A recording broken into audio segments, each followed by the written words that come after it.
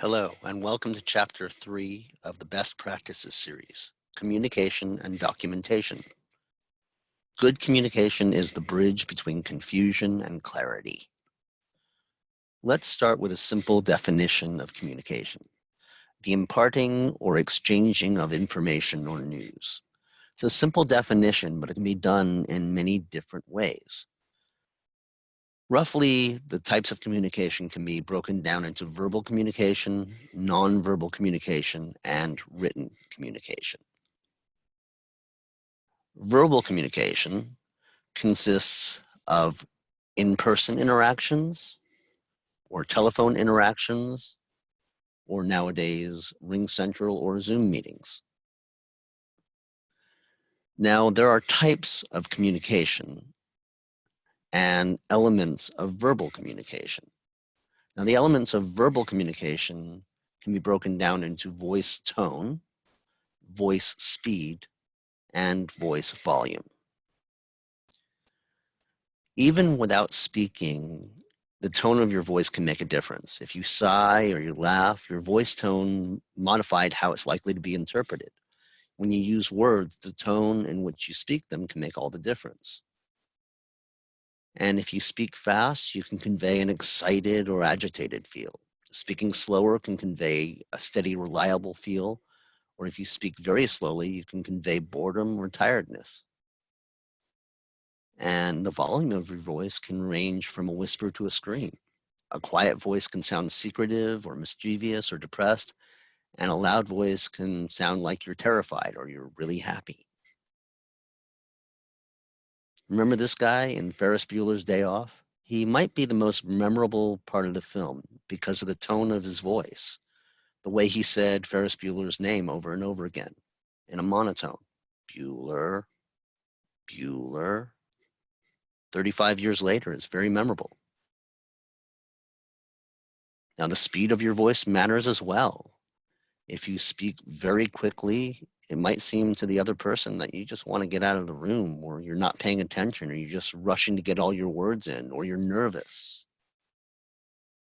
And if you speak very loudly, it might say that you don't really have a perception of what's needed in the room. You don't know that you're yelling. You don't know that you're being too forceful, or you're just not listening to the other person and trying to speak over them. Now, part of verbal communication is also active listening. Active listening is much more than just hearing somebody speak. When you practice active listening, you're fully concentrating on what they're saying. You listen with all of your senses and you give your full attention to what's being said. When you are active listening, you're neutral, you're not judging. You're being patient. You don't try to fill the silences. Let the other person speak. You give them verbal and nonverbal feedback to show that you're listening, nodding, eye contact, smiling. You're asking questions. That shows that you're listening. That shows that you're trying to understand what they're saying and what they're meaning.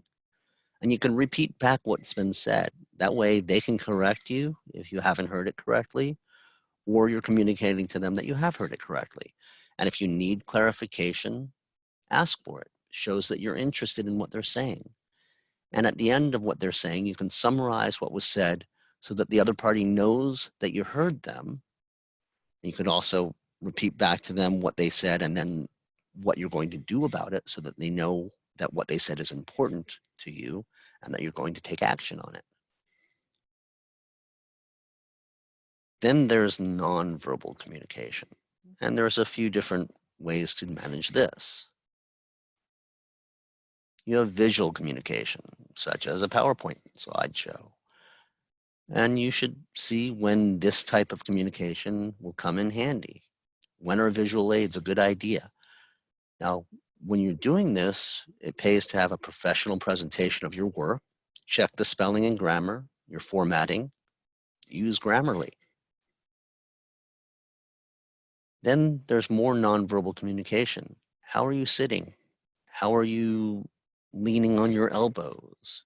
You know, it might just be a backache, but if your posture is not good, it might say to the other person that you are not interested in what they're saying, that you are bored with what they're saying, that what they're saying is making you angry or paining you in some way. Just be aware of your posture.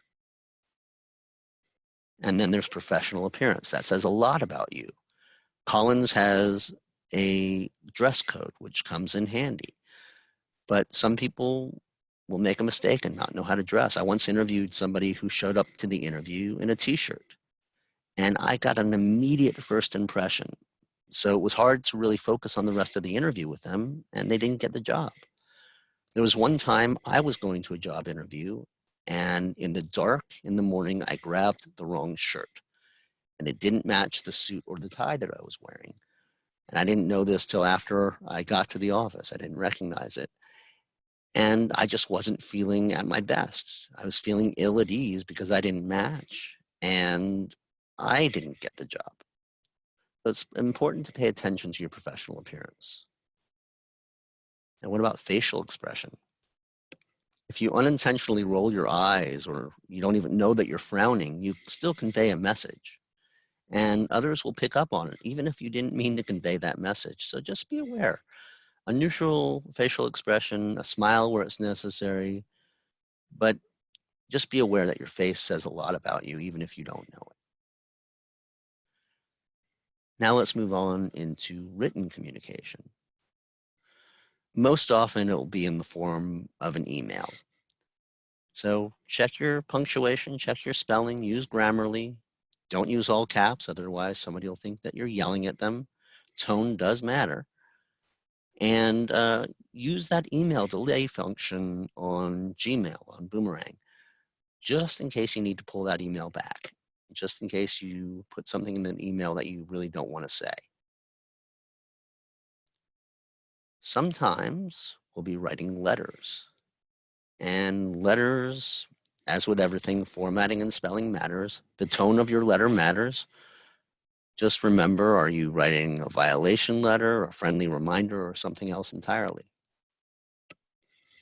And with everything, write it as if one day it may be read in court, because it may happen. And you don't want to get yourself into trouble. You don't want to get Collins Management into trouble. And you don't want to get your client into trouble. Newsletters and flyers, they're another form of communication. So if they're done professionally, they're professionally written, they're informative, and they're concise, they'll get the job done. Now let's move on to documentation. Now, minutes are the most common form of documentation. Minutes record the actions that the board takes and the decisions that the board makes, rather than being a record of everything that was said at a meeting. And remember, dance like no one's watching, but text, post, and email like it will be read in court one day. That's advice from your lawyer, and it holds true today. Now at Collins, we have Condo Manager, and it has great communications features. If you go to History and then Communications, you can see a history of every communication sent. Now, this is very handy if a homeowner or a resident says they didn't receive something. You can tell them, well, that was emailed on this day at this time, or it was mailed to this address on this day. It's good for board packages. You can keep track of all the communications that were sent. You can use it for historical purposes. You can use it for communications with vendors and work orders, etc. It's a very good feature, and it's very useful. At the end of the day, when people talk, listen completely. According to Ernest Hemingway, most people never listen. Don't let that be your mistake. Thank you very much for your time. I look forward to next time.